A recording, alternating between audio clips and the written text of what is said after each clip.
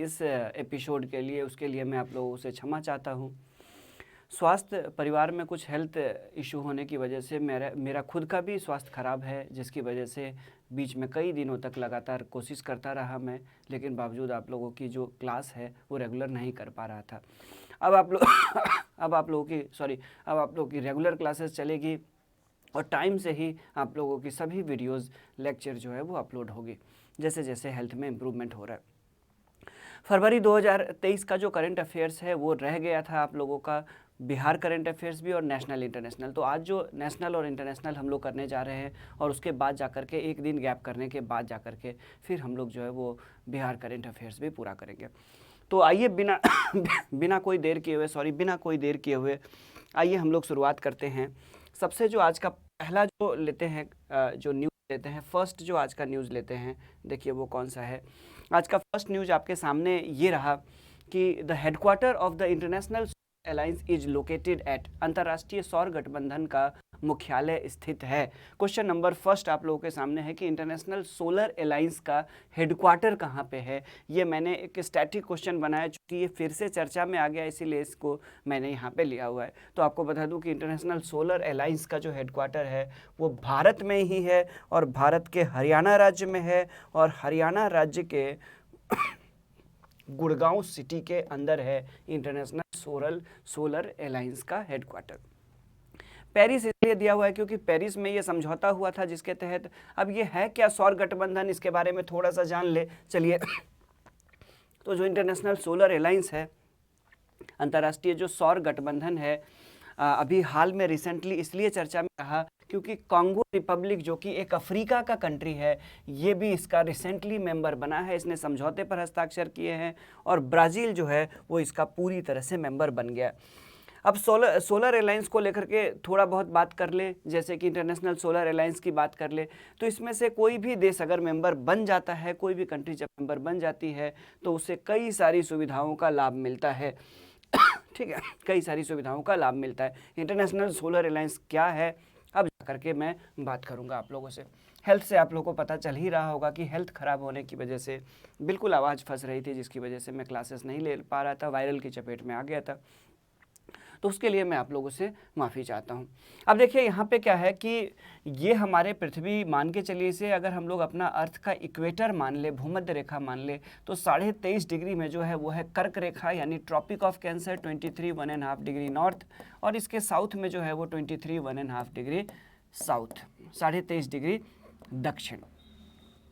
कर्क रेखा, मकर रेखा, यानी tropic of cancer और ट्रॉपिक ऑफ कैप्रिकॉर्न के बीच का जो एरिया है, इसमें जितने भी देश हैं इसके आसपास, चाहे कोई देश पूरी तरह से इस लाइन के अंदर आती हो, या किसी देश का कोई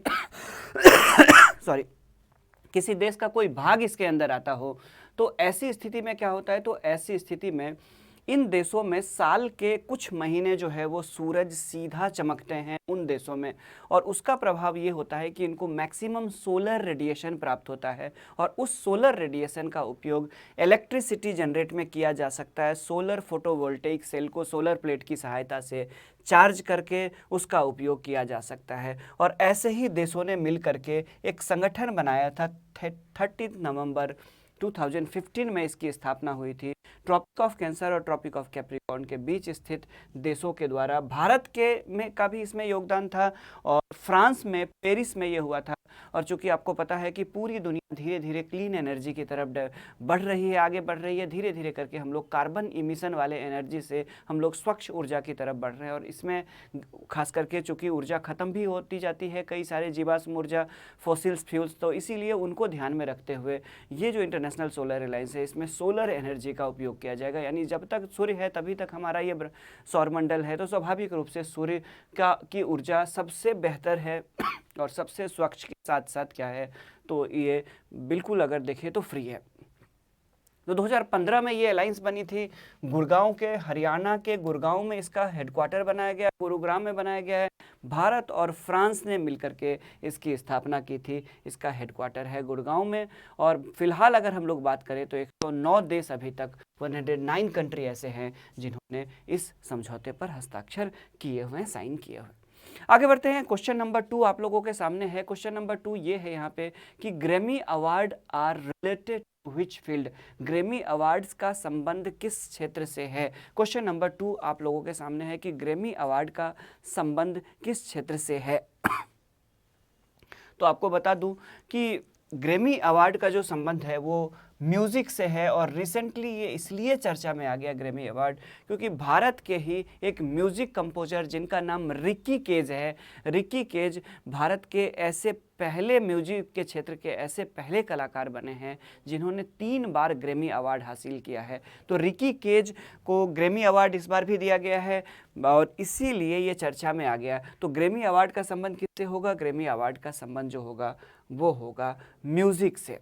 ठीक है, भारत के म्यूजिक कंपोजर हैं जिनका नाम है रिकी केज, और रिकी केज जो है वो only Indian to receive 3 Grammy award, 3 बार इनको ग्रैमी अवार्ड मिला है और ये एकमात्र भारतीय हैं जिन्होंने 3 बार ये हासिल किया। इस बार अगर इनकी बात करें, ग्रैमी की बात करें, रिकी केज की बात कर ले, तो एल्बम जो इनका आया हुआ है डिवाइन, उसका नाम है डिवाइन टाइड्स, और उसमें सर्वश्रेष्ठ इमर्जिंग ऑडियो एल्बम के लिए इनको ग्रैमी अवार्ड दिया गया है। 2015 और 22 में भी इनको ग्रैमी अवार्ड से सम्मानित किया गया था रिकी केज को। तो एक पॉइंट और बन जाएगा कि रिकी केज कौन है, तो Ricky Kej Indian music composer है जो एल्बम बनाते हैं।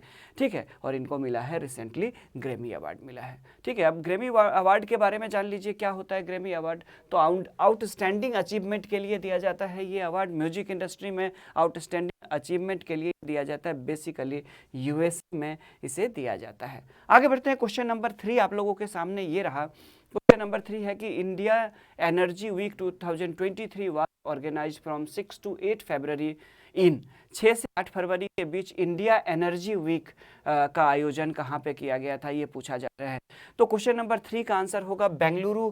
बेंगलुरु में इसका आयोजन किया गया था इंडिया एनर्जी वीक का, जिसमें भारत ने अपनी ऊर्जा क्षमता का प्रदर्शन किया है कि रिसेंटली भारत ने कौन कौन से क्षेत्रों में कौन कौन से नए ऊर्जा के नए सोर्स की खोज की है, या उन नए ऊर्जा के सोर्स को लेकर के उसमें बहुत सारे नए जो रिसर्च किया है, अपनी जो एनर्जी कैपेसिटी है। आपको पता होगा कि भारत जो है वो 2070 तक जीरो कार्बन इमिशन के टारगेट को लेकर के चल रहा है, और उसी के तहत इंडिया में क्या है कि एनर्जी सेक्टर में एक बड़े बदलाव की तरफ से हम लोग गुजर रहे हैं। और आपको पता है कि 2030 तक हम लोग जो है वो अपनी जितनी क्षमता है उसमें से ऊर्जा क्षमता का 50% जो है वो गैर परंपरागत ऊर्जा की तरफ मूव करने का हम लोगों ने लक्ष्य बनाया हुआ है। और उसी के तहत अगर हम लोग बात करें तो बेंगलुरु जो आयोजित किया गया था इंडिया एनर्जी वीक 2023, जिसका उद्घाटन प्रधानमंत्री श्री नरेंद्र मोदी जी ने किया था, और इसमें भारत ने अपनी ऊर्जा क्षमता का प्रदर्शन किया था। ठीक है,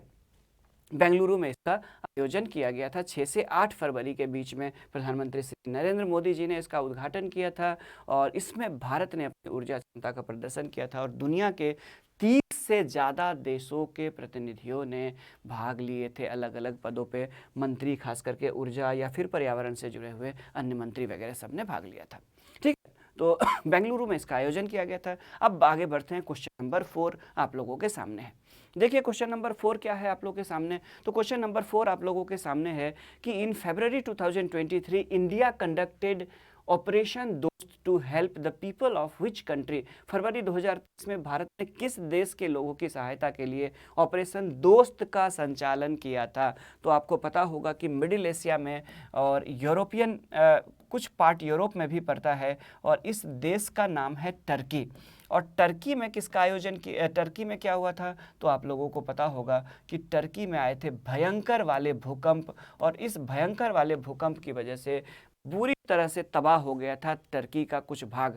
और उसके तहत भारत के द्वारा एनडीआरएफ, भारत सरकार के द्वारा एनडीआरएफ के टीम का गठन किया गया था, और ये जो एनडीआरएफ के टीम है इन्होंने वहाँ पे रेस्क्यू ऑपरेशन के चलाए थे, और उसके अलावा रेस्क्यू ऑपरेशन के साथ साथ यहाँ पे रिलीफ के लिए भी, लोगों के राहत के लिए भी हॉस्पिटल्स वगैरह सब भी बनाए गए थे, कैंप हॉस्पिटल्स बनाए गए थे, और ये सारा का सारा जो काम है भारत सरकार के द्वारा किया गया था।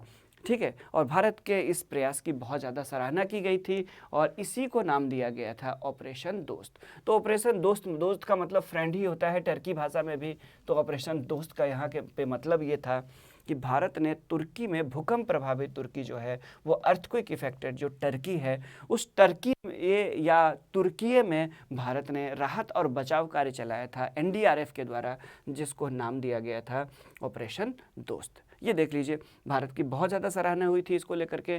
टर्की और उसके पड़ोसी देश है सीरिया, जहाँ पे 7.8 रिक्टर पैमाने पर अगर बात करें तो 7.8 रिक्टर का भूकंप आया था।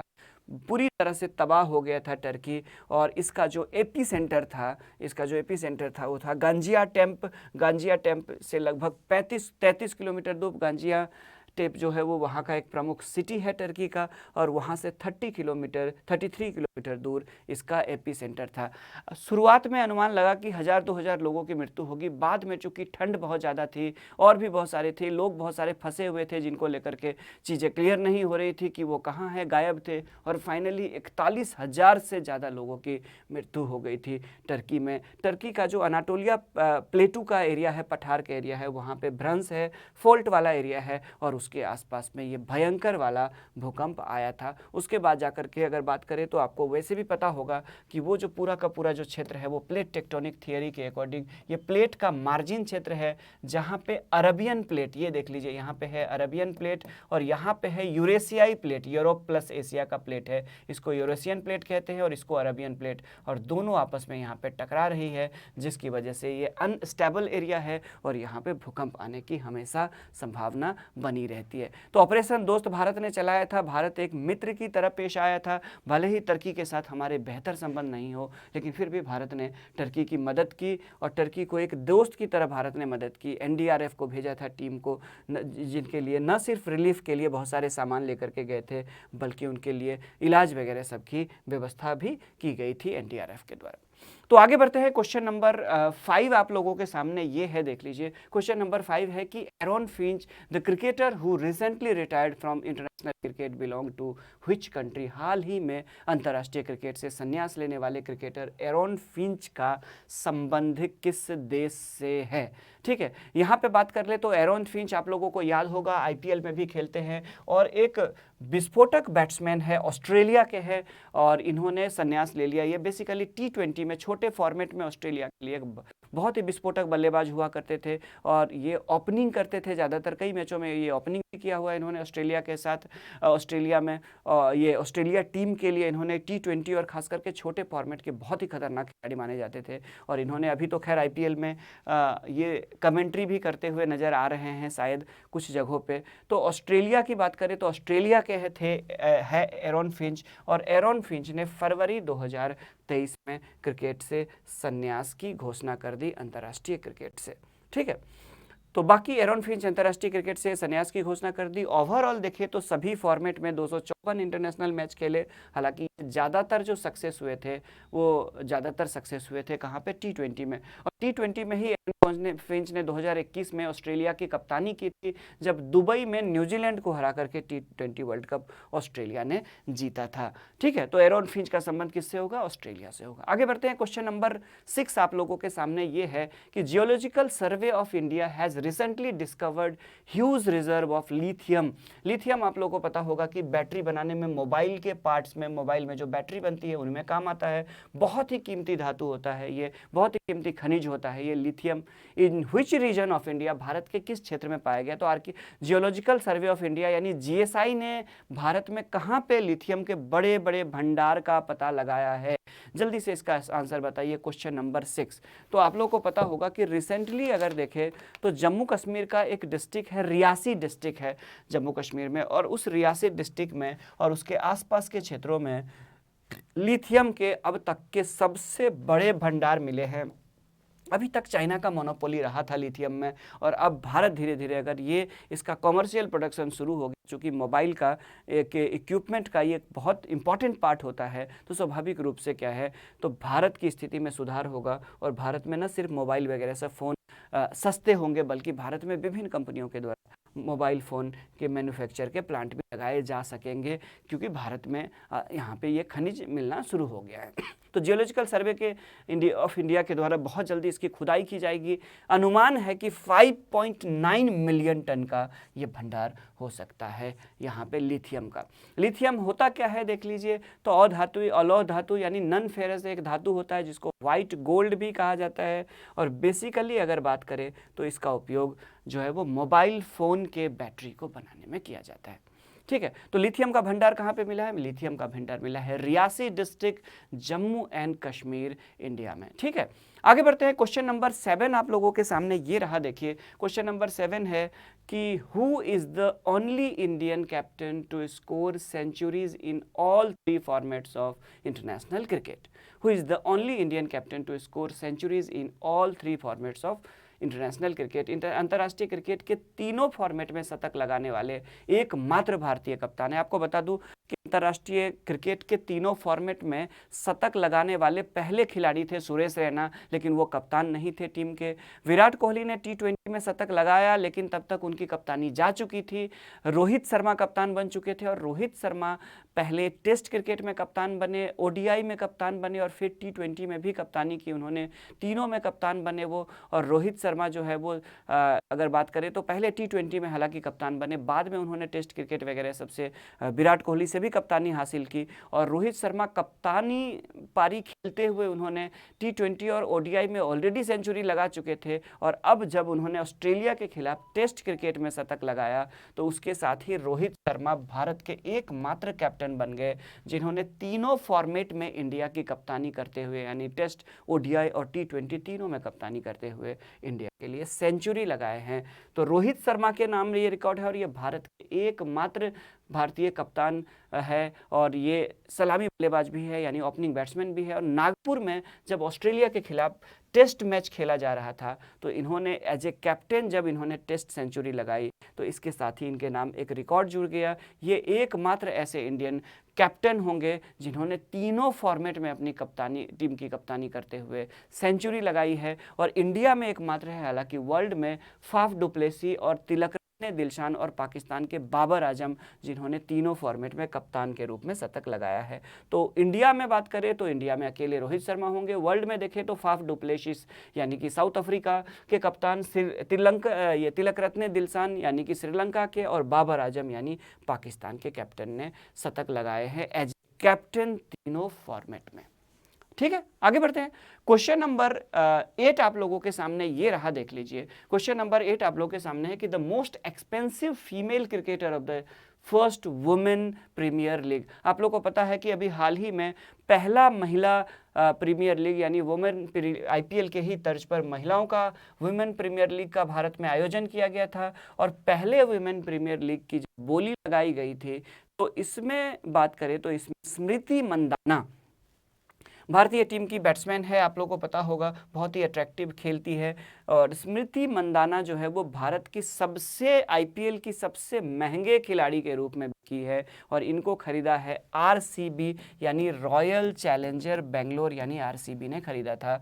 और सबसे ज़्यादा 3.4 करोड़ के आसपास इनको दिया गया था, यानी 3.40 करोड़। तो पहले वुमेन्स प्रीमियर लीग की बात करें तो इसकी नीलामी मुंबई में जब खिलाड़ियों की नीलामी की गई थी, और उसमें बात करें तो जैसे कैमरून ग्रीन की बात करें तो IPL के सबसे महंगे खिलाड़ी है ऑस्ट्रेलिया के, ठीक उसी तरह वुमेन प्रीमियर लीग की बात करें तो रॉयल चैलेंजर बेंगलोर ने स्मृति मंदाना को 3.40 करोड़ में खरीदा। और अब तक का महिला वुमेन्स IPL का या वुमेन्स प्रीमियर लीग के अब तक के सबसे महंगे खिलाड़ी। उसके अलावा ऑस्ट्रेलिया के ऑलराउंडर एस्ले गार्नर को गुजरात जॉइंट्स ने 3.20 करोड़ में खरीदा था। बेसिकली वुमेन्स प्रीमियर लीग की बात करें तो इस बार 5 टीमों ने भाग लिया था, royal challenger Bangalore, Delhi Capitals, Gujarat joints, UP warriors, Mumbai Indians, 5 टीमों ने IPL में भाग लिया था। ठीक है, आगे बढ़ते हैं क्वेश्चन नंबर 9 की तरफ। क्वेश्चन नंबर 9 आप लोगों के सामने ये रहा कि in February 2023 Mohammed Shahabuddin Chuppu has been elected unopposed as the president of which country. फरवरी 2023 में मोहम्मद शहाबुद्दीन चुप्पू निर्विरोध रूप से किस देश के राष्ट्रपति चुने गए? तो मोहम्मद शहाबुद्दीन चुप्पू जो है वो बांग्लादेश के राष्ट्रपति बने हैं। आप लोग को पता होगा रिसेंटली बांग्लादेश के राष्ट्रपति का कार्यकाल खत्म हुआ था और उसके बाद जाकर के कैंडिडेट के रूप में अकेले ये मैदान में थे और इस तरह से निर्विरोध रूप से चुने गए हैं। तो भारत का पड़ोसी देश है, आप लोग को पता होगा कि भारत का पड़ोसी देश है यहाँ पे बांग्लादेश, और बांग्लादेश के राष्ट्रपति बने हैं, नए राष्ट्रपति बने हैं मोहम्मद शहाबुद्दीन चुप्पू। तो ये बांग्लादेश के राष्ट्रपति बने हैं, ये देख लीजिए मोहम्मद शहाबुद्दीन चुप्पू बांग्लादेश के राष्ट्रपति बने हैं और ये निर्विरोध रूप से चुने गए हैं और ये 22वें राष्ट्रपति है। इससे पहले क्या हुआ था, तो इससे पहले अब्दुल हामिद जो कि अब तक सबसे ज़्यादा समय बांग्लादेश में राष्ट्रपति रहे थे, वो उनका कार्यकाल समाप्त हो गया था और उसके बाद इनको निर्विरोध रूप से चुना गया मोहम्मद शहाबुद्दीन चुप्पू को। आगे बढ़ते हैं, क्वेश्चन नंबर 10 आप लोगों के सामने है। क्वेश्चन नंबर 10 से पहले एक बार आप लोग सभी स्टूडेंट्स आप लोग सेशन को लाइक कर दीजिएगा और उसके बाद आपके कुछ सुझाव है तो उसको भी आप कमेंट बॉक्स में ये कर सकते हैं। और ऐसे स्टूडेंट जिन्होंने अभी तक सब्सक्राइब नहीं किया है चैनल को, प्लीज़ आप लोग सब्सक्राइब कर लीजिए। मेरा हेल्थ थोड़ा ख़राब था जिसकी वजह से आप लोग की नाराज़गी स्वाभाविक है, क्योंकि आप लोगों का एक रिदम है करंट अफेयर्स का जो एकदम से टूट गया था। लेकिन सबसे बड़ी बात ये थी कि वायरल की वजह से जब आवाज़ ही नहीं निकल रही थी तो क्लास लेना मेरे लिए बहुत मुश्किल हो जा रहा था। अभी भी आप लोग फील कर रहे होंगे उस चीज़ को कि कितना ज़्यादा मतलब कि बुरी स्थिति से निकल करके मैं उस स्वास्थ्य की वजह से बाहर आया था। आवाज़ अगर निकल रहा होता और बुरा से बुरा हालात होता तब भी मैं क्लास ले लेता, लेकिन आवाज़ ही नहीं निकल पा रही थी जिसकी वजह से आप लोग के लेक्चर रुके हुए थे। तो ऐसे स्टूडेंट जो अभी तक सब्सक्राइब नहीं किया है आप लोग प्लीज़ चैनल को सब्सक्राइब कर ले, और ऐसे स्टूडेंट्स जो इस सभी PDF को प्राप्त करना चाहते हैं तो वो टेलीग्राम के माध्यम से आप प्राप्त कर सकते हैं। और टेलीग्राम को भी अगर बात करें तो JH एजुकेशन 1 करके हमारा टेलीग्राम चैनल भी है और उससे JH एजुकेशन 1 करके और उससे आप जुड़ सकते हैं। हालांकि डिस्क्रिप्शन बॉक्स में भी टेलीग्राम चैनल का लिंक दिया गया है, तो वहां से जुड़ करके ये सभी PDF आप लोग प्राप्त कर सकते हैं, ठीक है। और आपकी नाराज़गी स्वाभाविक है, अब अगर स्वास्थ्य सही रहा तो आप लोगों को नाराज़ होने का मौका नहीं देंगे, ठीक है। तो आप लोग हमारे साथ जुड़े रहिए, अपने दोस्तों के साथ भी शेयर कर दीजिए, ये आप ही का चैनल है। और जैसा कि मैंने कई सारे स्टूडेंट्स से बात भी जब होती है तो मैं भी उनको बार बार यही रिपीट करता हूँ कि आप ही का चैनल है, एक छोटा सा चैनल है जो प्रयास है ऐसे छात्रों को सपोर्ट करना जिनको वाकई में जेन्युइन सहायता की ज़रूरत है। और मेरा यही उद्देश्य भी है, चाहे किसी भी संस्थान में मैं पढ़ाते रहूँ, इस चैनल का जो मेरा उद्देश्य है, इसमें मैं करंट अफेयर्स या अन्य कुछ भी चीज़ें अगर चैनल पर लाता हूँ मैं, तो मेरा मकसद फ्यूचर में भी रहेगा कि ये आपके लिए एक्सेसिबल हो और ये आपके रेंज में हो, अर्थात ये चैनल पे बहुत सारे फ्री कंटेंट जो है वो आप लोगों के लिए अवेलेबल कराना मेरा मेन उद्देश्य है। डिस्क्रिप्शन में भी इस चीज़ को आप देख सकते हैं, ठीक है। तो JH एजुकेशन के नाम से आप लोग हमारे उससे भी जुड़ सकते हैं, आप लोग टेलीग्राम चैनल से भी जुड़ सकते हैं। उसके अलावा JH एजुकेशन करके हमारा फेसबुक पेज भी है, उसको भी आप चाहे तो जुड़ सकते हैं। इंस्टाग्राम पे भी JH एजुकेशन नाम से, वहाँ से भी आप चाहे तो हमसे जुड़ सकते हैं। यहाँ पे क्वेश्चन ले लेते हैं, क्वेश्चन नंबर 10 तो एकदम से हाल ही में चर्चा में रहा था। इंडियन क्रिकेट का जो सिलेक्शन जो बोर्ड है, भारतीय क्रिकेट टीम का जो चयन बोर्ड है और उसके जो मुख्य चयनकर्ता है वो उन्होंने हाल ही में त्यागपत्र दे दिया। तो यहाँ पे क्वेश्चन ये है कि who resign as the chief selector of the Indian cricket team after an undercover TV sting operation चलाया गया और उस ऑपरेशन में उनके बातों को रिकॉर्ड कर दिया गया। भारत के चीफ BCCI के द्वारा जो नियुक्त भारतीय पुरुष क्रिकेट टीम के चीफ सेलेक्टर है, उनके बातों को रिकॉर्ड कर लिया गया और उन्होंने कुछ ऐसी बातें बताई थी जो कहीं ना कहीं क्रिकेट के गरिमा को ठेस पहुंचा रही थी या भारतीय क्रिकेट टीम की विश्वसनीयता पे प्रश्न चिन्ह उठा रही थी। और BCCI ने इनका इस्तीफा मांगा और इन्होंने इस्तीफा दे दिया। तो यहाँ पे पूछ रहे हैं कि कौन थे वो, तो आपको बता दूं कि भारत के पूर्व तेज गेंदबाज जो स्विंग के गेंदबाज थे और भारत की तरफ से इन्होंने ODI में हैट्रिक भी लिया हुआ है, चेतन शर्मा। एक जमाना में भारत में स्विंग के जादूगर माने जाते थे, हालांकि बहुत पेस तो नहीं था लेकिन स्विंग बहुत अच्छा कराते थे। बाद में ये क्रिकेट में कमेंटेटर भी बने, क्रिकेट एक्सपर्ट के रूप में ये एक्सपर्ट पैनल के रूप में कई चैनल्स में भी आते थे और फिर बाद में जाकर के ये चीफ सेलेक्टर बने। अपना पहला कार्यकाल भी इन्होंने पूरा किया, लेकिन दूसरा कार्यकाल जैसे ही हुआ था, अभी कुछ ही दिन हुए थे, एक स्टिंग ऑपरेशन में इनके कुछ वीडियो वायरल हुए, वीडियो रिकॉर्ड कर लिए गए और फिर उसके वायरल होने के बाद इन पे BCCI का दबाव था। तो चेतन शर्मा ने भारत के चीफ सेलेक्टर के पद से इस्तीफा दे दिया फरवरी 2023 की घटना है। जाना पहचाना फेस, आप लोग जो क्रिकेट से इंटरेस्ट है उनको वो लोग जानते होंगे। तो बीसीसीआई को इन्होंने अपना इस्तीफा दे दिया। अंडर कवर स्टिंग ऑपरेशन में कुछ ऐसी बातें बोलते हुए पाए गए थे जो बातें आमतौर पर क्रिकेट की छवि को और खास करके भारतीय क्रिकेट की छवि को नुकसान पहुंचाने वाला था। ठीक है, आगे बढ़ते हैं क्वेश्चन नंबर 11 की तरफ। क्वेश्चन नंबर 11 आप लोगों के सामने है कि अंतरराष्ट्रीय क्रिकेट में सबसे तेज गति से 25,000 रन बनाने वाले खिलाड़ी है। ठीक है, सॉरी, तो अंतरराष्ट्रीय क्रिकेट में सबसे तेज गति से 25,000 रन बनाने वाले खिलाड़ी की बात करें तो उसमें यहाँ पे पूछा यह गया है कि कौन है। तो रिसेंटली आपको बता दूं कि विराट कोहली ने फरवरी 2023 में 25,000 रन को क्रॉस कर लिया, इंटरनेशनल रन। तीनों फॉर्मेट, इंटरनेशनल क्रिकेट कहने का मतलब टेस्ट क्रिकेट भी, ओडीआई भी और टी20 तीनों को मिलाकर के विराट कोहली ने अपने 25,000 रन को क्रॉस किया। और 25,000 रन को क्रॉस करने के साथ ही विराट कोहली जो है कहाँ पे, अरुण जेटली स्टेडियम दिल्ली में ये मैच चल रही थी। और इस मैच में ऑस्ट्रेलिया के खिलाफ इन्होंने टेस्ट मैच में जब बैटिंग कर रहे थे तो इन्होंने 25,000 के आंकड़े को पार किया और दुनिया में सबसे तेज गति से यानी सिर्फ 549 इनिंग में इन्होंने 25,000 रन पूरा किया है। और 25,000 रन पूरा करने के साथ साथ ये दुनिया के छठे बल्लेबाज बन गए हैं। हालांकि सबसे तेज गति से इन्होंने 25,000 रन पूरे किए हैं। सॉरी, तो एक बार आप लोग सेशन को लाइक कर दीजिए सभी स्टूडेंट और आगे बढ़ते हैं अगले प्रश्न की तरफ। Which Indian chess player has won the title of Grand Master in February 2023? फरवरी 2023 में आपको बता दूं कि किस भारतीय शतरंज खिलाड़ी ने ग्रैंड मास्टर का खिताब हासिल किया है। ग्रैंड मास्टर एक नॉर्म्स होती है जिसके तहत 25,100 से अधिक पॉइंट्स जब प्राप्त होता है किसी भी खिलाड़ी को तो उनको दिया जाता है ग्रैंड मास्टर का खिताब। और फरवरी में भारत की तरफ से अगर बात करें, भारत की तरफ से 2 ऐसे खिलाड़ी हैं जिनको ग्रैंड मास्टर का खिताब मिला है। इनमें से कौन कौन है देख लीजिए। तो इनमें से है विघ्नेश एन.आर. और उसके बाद जाकर के सायंतन दास, यानी सायंतन दास और विघ्नेश एन.आर. 2 ऐसे खिलाड़ी हैं जिनको ये मिला है। और 2 खिलाड़ी को फरवरी 2023 में भारत की तरफ से भारत के 2 खिलाड़ियों को ग्रैंड मास्टर घोषित किया गया और इसीलिए इसका आंसर होगा ए और बी दोनों।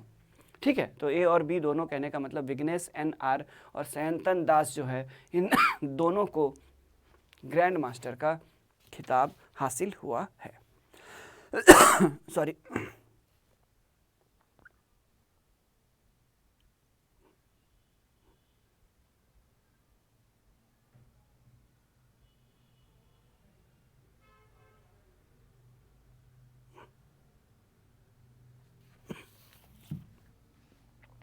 आगे बढ़ते हैं। नेक्स्ट अगला क्वेश्चन देखिए। तो ये इनके बारे में थोड़ा देख लीजिए, विघ्नेश एन.आर. और सायंतन दास। फरवरी 2023 में भारत के 2 शतरंज खिलाड़ी ने ग्रैंड मास्टर का खिताब हासिल किया। 24 साल के हैं विघ्नेश एन.आर. जो कि भारत के 80वें ग्रैंड मास्टर बने हैं। और उसके बाद सायंतन दास जो कि बंगाल के हैं, ये भारत के 81वें ग्रैंड मास्टर बने हैं। इसके बाद विघ्नेश एन.आर. की बात करें तो विघ्नेश एन.आर. के साथ एक और चीज़ जुड़ गया है। इनके भाई का नाम है विशाख एन.आर. और यानी एन.आर. विशाख। और ये भी भारत में 2019 में भारत के 59वें ग्रैंड मास्टर बने थे। और भारतीय इतिहास में विघ्नेश एन.आर. और विशाख एन.आर. 2 ऐसे भाई होंगे जो एक ही परिवार के 2 भाई होंगे जो ग्रैंड मास्टर बने हैं। तो ये भी एक रिकॉर्ड है। ग्रैंड मास्टर होता क्या है देख लीजिए। तो फिडे जो है, वर्ल्ड की जो चेस फेडरेशन है फिडे, 25 से ज़्यादा फिडे रेटिंग, 2500 से ज़्यादा फिडे रेटिंग जब हासिल करता है कोई खिलाड़ी तो उसे ग्रैंड मास्टर का अवार्ड दिया जाता है। आगे बढ़ते हैं। क्वेश्चन नंबर 13 आप लोगों के सामने ये रहा। क्वेश्चन नंबर 13 है कि new CEO of NITI Aayog has been appointed in February 2023। फरवरी 2023 में नीति आयोग का नया सीईओ नियुक्त किया गया। नीति आयोग के नए सीईओ नियुक्त किए गए हैं। तो फरवरी 2023 में अगर बात करें तो आपको पता होगा कि परमेश्वरन अय्यर के बाद उनके त्यागपत्र के बाद बीवीआर सुब्रमण्यम जो है वो बने हैं नीति आयोग के नए सीईओ। ठीक है, नीति आयोग के नए सीईओ बने हैं BVR सुब्रमण्यम। BVR सुब्रमण्यम को नीति आयोग का नया सीईओ नियुक्त किया गया है, और ये इसलिए क्योंकि परमेश्वरन अय्यर जो है उन्होंने अपने पद से त्यागपत्र दिया है, और वो कहाँ चले गए, तो वो चले गए वर्ल्ड बैंक में, और वर्ल्ड बैंक में जाने की वजह से कार्यकारी निदेशक बने हैं वर्ल्ड बैंक में, और जिनकी वजह से परमेश्वरन अय्यर की वजह से ये पद खाली हुआ था, और BVR सुब्रमण्यम जो है वो नीति आयोग के नए सीईओ बने हैं। अब नीति आयोग के बारे में थोड़ी बहुत जान ले। नीति आयोग का पूरा फुल फॉर्म आप लोगों को पता ही होगा, ठीक है। आगे उसके बाद करके नीति आयोग का गठन देख ले तो 2015 में 1 जनवरी 2015 का नीति आयोग का गठन हुआ था, और इसका जो बेसिकली गठन हुआ था वो गठन हुआ था योजना आयोग के स्थान पर, ठीक है। योजना आयोग के प्लानिंग कमीशन की जगह पर नीति आयोग का गठन किया गया था, और प्लानिंग कमीशन की ही तरह जो इंडिया के प्राइम मिनिस्टर होते हैं वही नीति आयोग के भी हेड होते हैं, ठीक उसी तरह जैसे योजना आयोग के हेड होते हैं। हालांकि उपाध्यक्ष का जो है वो अलग से नियुक्त किया जाता है, प्रधानमंत्री उपाध्यक्ष को नियुक्त करते हैं, ठीक है। तो अगर अभी बात करें तो वर्तमान में सुमन बेरी जो है वो नीति आयोग के अध्यक्ष है, और उसके बाद जाकर के नीति आयोग के जो सीईओ है वो बनाए गए हैं BVR सुब्रमण्यम जो है वो नीति आयोग के सीईओ बने हैं, सुमन बेरी नीति आयोग के अध्यक्ष है, और उसके अलावा बाकी चीज़ें नीति आयोग को लेकर के आप लोगों को पूरा डिटेल पता है। आगे बढ़ते हैं, क्वेश्चन नंबर 14 आप लोगों के सामने ये है। एक बार आप लोग सेशन को लाइक कर दीजिए और अपने दोस्तों के साथ भी शेयर कर दीजिए। क्वेश्चन नंबर 14 है कि India's first semiconductor plant is being set up in which state. Bharat का पहला सेमीकंडक्टर प्लांट किस राज्य में स्थापित किया गया है। अभी तक भारत में सेमीकंडक्टर नहीं बनता था, भारत में पहली बार सेमीकंडक्टर बनने की शुरुआत हुई है। तो यहाँ पे क्वेश्चन ये है कि भारत का पहला जो है वो सेमीकंडक्टर प्लांट जो है वो भारत के किस राज्य में स्थापित किया गया है, ठीक है। तो क्वेश्चन नंबर 14 का आंसर जल्दी से बताइए। क्वेश्चन नंबर 14 का आंसर है कि गुजरात में अहमदाबाद के पास एक है धोलेरा। गुजरात में अहमदाबाद के पास है एक धोलेरा नाम का जगह है, अहमदाबाद से लगभग 32-33 किलोमीटर दूर होगा, और यहाँ पे धोलेरा में भारत का पहला सेमीकंडक्टर प्लांट लगाया गया है, ठीक है। और भारत का ये पहला सेमीकंडक्टर, यानी भारत धीरे धीरे करके आईटी के क्षेत्र में एक पावरफुल कंट्री के रूप में उभर रहा है, ऑलरेडी है ही और शक्तिशाली बनता जा रहा है। तो बेसिकली जो वेदांता और ताइवान की इलेक्ट्रॉनिक कंपनी जो है जिसका नाम है फॉक्सकॉन, और दोनों ने संयुक्त रूप से यहाँ पे अहमदाबाद के पास स्थापित किया है, क्या गुजरात में अहमदाबाद के पास सेमीकंडक्टर प्लांट को स्थापित किया गया है। आगे नेक्स्ट अगर हम लोग बात करें दुनिया में तो US 80% जो है वो एशिया के देशों में ही सेमीकंडक्टर का उत्पादन किया जा रहा है। भारत में मेक इन इंडिया के पहल के तहत इसे स्थापित किया गया है। क्वेश्चन नंबर 15 आप लोगों के सामने ये है, देख लीजिए। क्वेश्चन नंबर 15 है कि with which country did Russia sign the New START treaty from which it pulled out in February 2023। रूस ने किस देश के साथ न्यू स्टार्ट संधि, ठीक है, न्यू स्टार्ट संधि ट्रीटी साइन किया था। ये बेसिकली हथियारों के होड़ को ख़त्म करने और अपने अपने हथियारों को नष्ट करने के लिए, एक दूसरे को विश्वास में लेकर के अपने अपने हथियारों को नष्ट करने के लिए दो महाशक्तियों के बीच ये एक समझौता हुआ था फरवरी 2023 में, और उसमें से जो दूसरा महाशक्ति था रूस के अलावा वो था अमेरिका। लेकिन अभी जो यूक्रेन और रूस का जो लड़ाई चल रही है उसको लेकर के दोनों देश के बीच में दूरियां बढ़ी है, दोनों के बीच विवाद बढ़ा है, मिसअंडरस्टैंडिंग बढ़ी है, और जिसकी वजह से यूएसए ने स्टार्ट संधि से बाहर होने का फैसला किया है। तो रशिया यूक्रेन वॉर देख लीजिए, in the midst of the Russia Ukraine war the president of Russia separate Russia from the new start treaty. तो नहीं बल्कि रूस इससे के राष्ट्रपति जो है वो उन्होंने बाहर होने का फैसला किया है, अपने आप को अलग करने का। सॉरी, यूएसए नहीं बल्कि व्लादिमीर पुतिन जो है वो उन्होंने इस स्टार्ट संधि से बाहर होने का फैसला किया है। इस संधि के तहत दोनों देश एक दूसरे को अपने हथियारों की सूचना देते थे और उसके बाद जाकर के उनको नष्ट करने की तरफ बढ़ने का भी प्लान था। हालांकि रशिया को लगता है कि उसकी सुरक्षा के लिए अभी उसे इस ट्रीटी में नहीं रहना चाहिए, क्योंकि उसे हथियारों की ज़रूरत है। पूरी दुनिया में उसके खिलाफ कई सारे देश हैं जो उसके खिलाफ है, जिसकी वजह से वो असुरक्षित फील कर रहा है। तो उन्होंने न्यू स्टार्ट संधि से बाहर रहने का फैसला किया। अब न्यू स्टार्ट संधि है क्या? तो new strategic arms reduction treaty. Strategic arms reduction treaty का मतलब होता है कि हथियारों की होड़ को कम करना और हथियार की जो संख्या है उसको कम करने को लेकर के दोनों महाशक्तियों के बीच में ये समझौता हुआ था। 2011 से ये हो गया था। हालांकि अब जो है वो रूस इस समझौते से अलग होने का फैसला किया है। उस समय ओबामा और दिमित्री मेदवेदेव जो थे उन दोनों ने मिलकर के इस ट्रीटी पे साइन किया था। दोनों ही परमाणु शक्ति देश है, दोनों ही हथियारों के जगह रखे हुए, लेकिन दोनों के बीच अविश्वास बढ़ा है जो कि दुनिया के लिए सही नहीं माना जा सकता है। आगे बढ़ते हैं क्वेश्चन नंबर 16 की तरफ। क्वेश्चन नंबर 16 है कि who has received the title sponsorship of the women's premier league being organised for the first time in India. Bharat में प्रथम बार आयोजित की जा रही वुमेन्स प्रीमियर लीग के टाइटल स्पॉन्सरशिप किसे किसे प्राप्त हुआ है?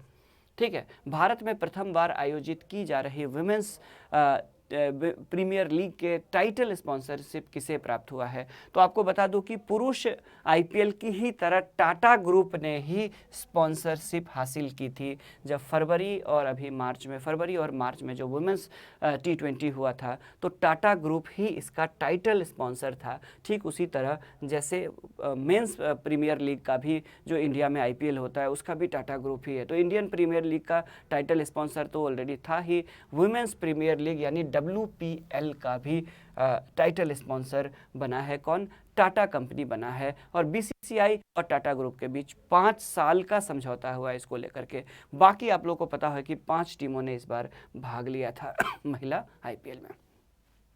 आगे बढ़ते हैं। क्वेश्चन नंबर 17 आप लोगों के सामने है कि which Indian American leader has announced to join the race to become the Republican party candidate in the 2024 presidential election. किस भारतीय अमेरिकी नेता ने 2024 में होने वाले राष्ट्रपति चुनाव में रिपब्लिकन पार्टी का उम्मीदवार बनने की दौड़ में शामिल होने की घोषणा की है? ठीक है, तो यहाँ पे देख लीजिए, which Indian American leader has announced to join the race to become the Republican party candidate in the 2024 president election. किस भारतीय अमेरिकी नेता ने 2024 में होने वाले राष्ट्रपति चुनाव में रिपब्लिकन पार्टी का उम्मीदवार बनने की दौड़ में शामिल होने की घोषणा की है?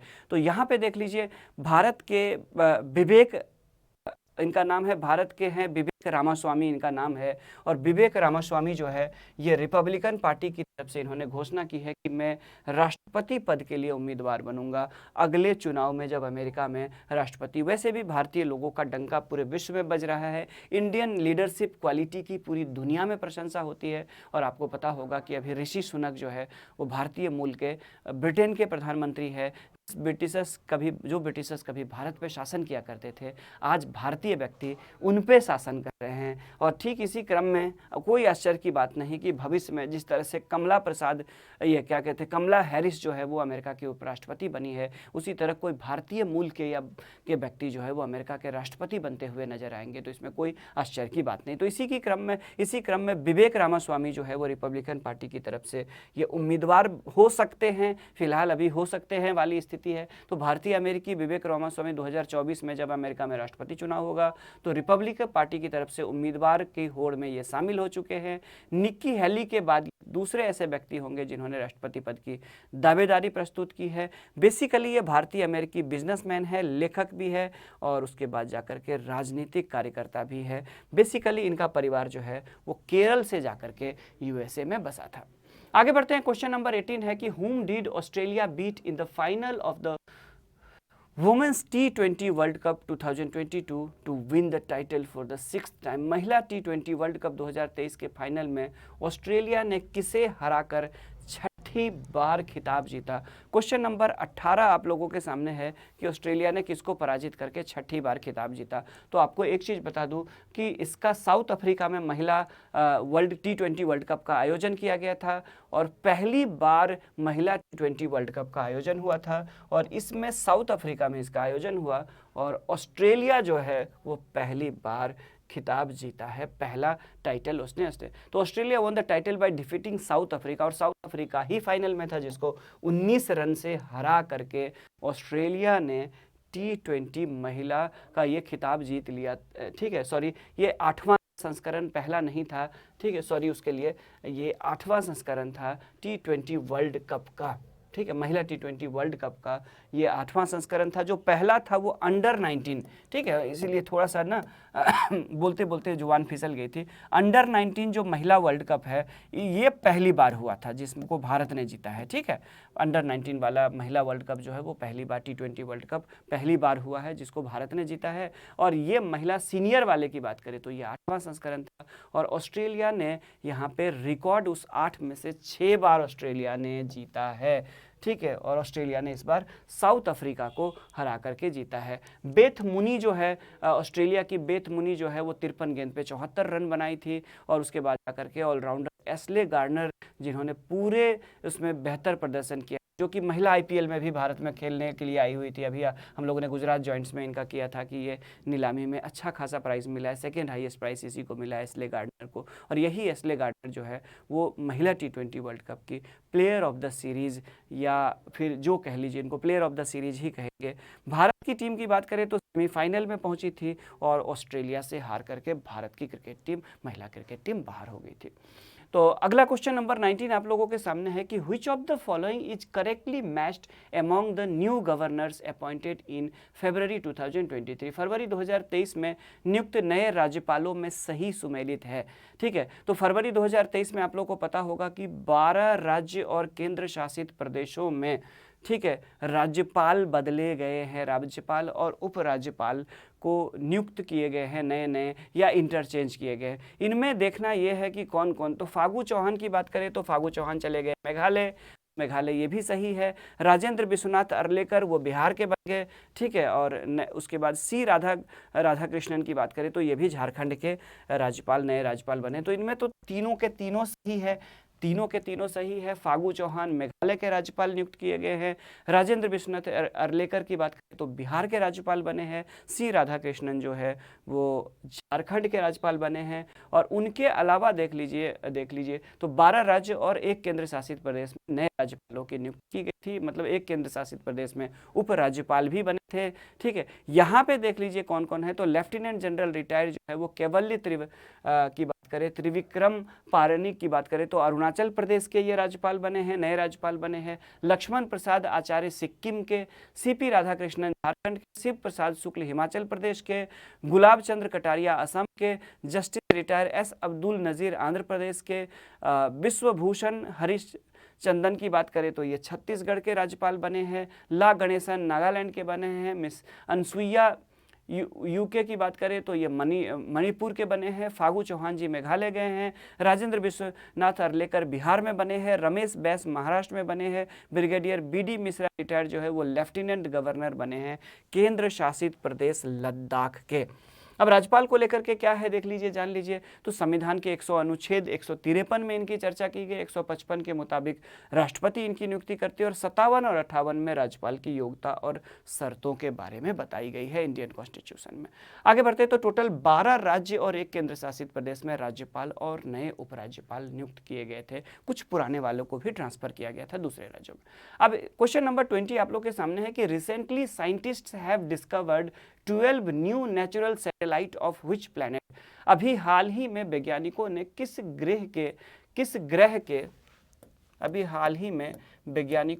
ग्रह के 12 नए प्राकृतिक उपग्रहों की खोज की है।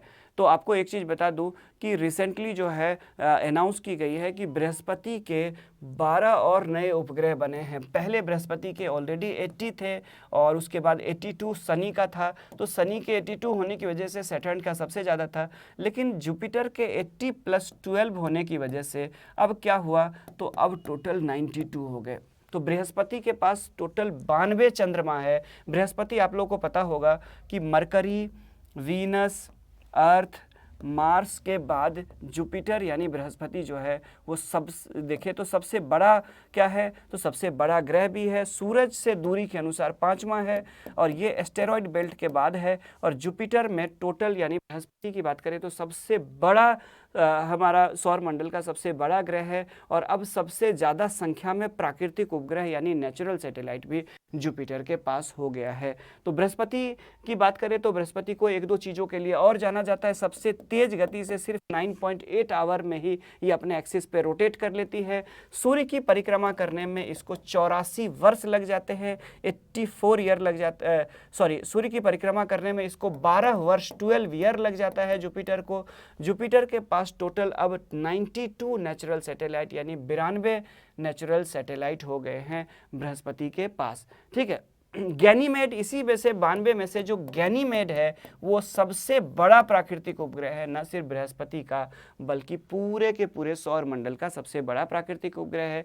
बृहस्पति को एक और कारण से याद किया जाता है और वो कारण ये है कि इसके सरफेस पे बड़े बड़े ग्रेट रेड स्पॉट यानी विशालकाय लाल धब्बे दिखाई दे रहे हैं, इसके लिए भी जुपिटर को जाना जाता है। जुपिटर सिर्फ 9.8 आवर में अपने एक्सिस पे रोटेट कर जाता है, इस तरह से सबसे फास्ट रोटेट करता है। और सूरज की जो परिक्रमा है सन के अराउंड रिवॉल्व करने में इसको 12 ईयर यानी 12 वर्ष लग जाते हैं। तो ये है जुपिटर और जुपिटर के अभी 12 नए प्राकृतिक उपग्रह की खोज की गई। ये देखिए उसके ग्रेट रेड स्पॉट आपको जुपिटर के यहाँ पे दिखाई दे रहे हैं।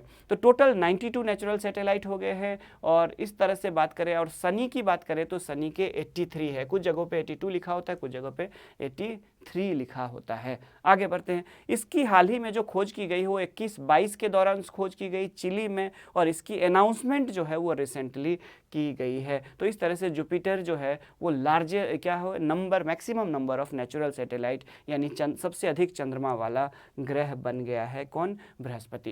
क्वेश्चन नंबर 21 आप लोगों के सामने है। प्रश्न संख्या 21 है कि the Paris club is an organisation of which type of countries. Paris club किस प्रकार के देशों का संगठन है?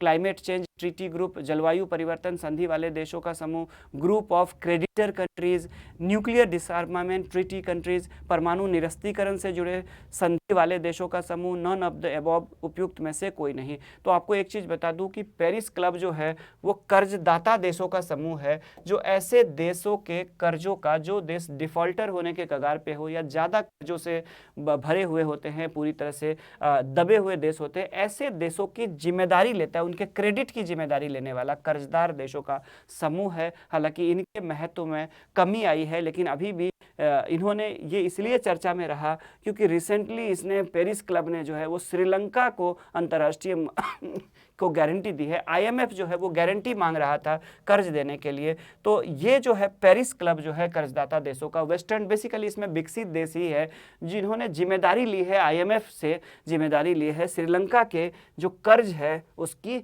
गारंटी ली है। श्रीलंका आप लोगों को पता होगा 2022 से वित्तीय संकट से यानी आर्थिक संकट से जूझ रहा है कुल मिलाकर के, तो इसकी जिम्मेदारी ली है। और पेरिस क्लब में देख लीजिए Australia, Austria, Belgium, Canada, Denmark, Finland, France, Germany, Ireland, Israel, Japan, Netherlands, Norway, रूस, South Korea, Spain, Sweden, Switzerland, United Kingdom और यूएसए जैसे देश इसमें शामिल है। तो टोटल इसके 22 मेंबर है और ये सब के सब OECD के भी सदस्य है और इन्होंने श्रीलंका के क्रेडिट की यानी श्रीलंका के कर्ज की जिम्मेदारी ली है। ठीक है, तो नेक्स्ट, तो कुल मिलाकर के ये है। अभी अगर मैं बात करूं तो धन्यवाद सभी स्टूडेंट्स को जुड़ने के लिए। आप सभी स्टूडेंट जो है वो सेशन को लाइक कर दे। आपको यहाँ पे एक चीज़ और स्पष्ट कर दूं, जो स्टूडेंट JH एजुकेशन 1 से जुड़े हुए हैं, ये जो है ये फरवरी 2023 का पार्ट 1 है ये। ठीक है, पार्ट 1 है ये और इसका जो है वो पार्ट 2 जो है वो अगले 1 से 2 दिन के अंदर जो है वो पार्ट 2 पब्लिश कर दी जाएगी। तो ये फिलहाल जो था ये पार्ट 1 था, 21 क्वेश्चन लगभग थे, 21 क्वेश्चन थे। इतने ही क्वेश्चन जो है वो पार्ट 2 में भी है। अभी भी क्लास लेते समय आप लोगों ने देखा होगा कि मेरा हेल्थ सही नहीं है, सांस लेने में भी दिक्कत हो रही है, हाँफ भी रहे हैं बहुत जल्दी। तो इसीलिए क्या है कि इस सेशन को मैंने थोड़ा छोटा कर दिया है और आपका जो करंट अफेयर्स फरवरी 2023 का जो करंट अफेयर्स है उसको मैंने 2 पार्ट में बांट दिया है। फ्यूचर में भी कोशिश करेंगे कि इसको 2 पार्ट में ही बांट करके करंट अफेयर्स आप लोगों को कराए जाएंगे। पार्ट 1 पार्ट 2 हर महीने में 2 पार्ट आएंगे, जो कि बहुत लंबा सेशन हो जा रहा है। कई स्टूडेंट बोर भी हो जा रहे हैं, कई स्टूडेंट एक साथ पूरा वीडियो नहीं देखते हैं, और दूसरा हेल्थ का भी इशू है। तो मैं कोशिश करूंगा अब कि हर महीने के करंट अफेयर्स का जो मंथली होगा उसको 2 पार्ट में बांट करके पार्ट 1 पार्ट 2 करें। तो ये आप लोग का पार्ट 1 था। आप लोग सेशन को लाइक कर दीजिए। इतना ही बड़ा एक और सेशन होगा आप लोगों का पार्ट 2 का, तब फरवरी 2023 पूरा होगा। 69th बीपीएससी को लेकर के हम लोग आगे बढ़ रहे हैं। हमारे सामने लक्ष्य जो है वो 2023 का यूपी पीसीएस भी है, उसको भी हम लोगों ने ध्यान में रखा हुआ है। तो बहुत जल्दी पार्ट 2 जो है कल या परसों आप लोग का अपलोड कर दिया जाएगा, और उसके बाद जाकर के बात करें तो बिहार करंट अफेयर जो फरवरी वाला है वो भी उसके बाद इसको पब्लिश कर दिया जाएगा। तो उसको एक ही पार्ट में करेंगे क्योंकि उसमें न्यूज कम होता है। ठीक है, तो धन्यवाद आप सभी को जुड़ने के लिए। मिलते हैं हम लोग कल या परसों नेक्स्ट क्लास में फरवरी 2023 के पार्ट 2 करंट अफेयर्स को लेकर के। तो thank you, have a nice day.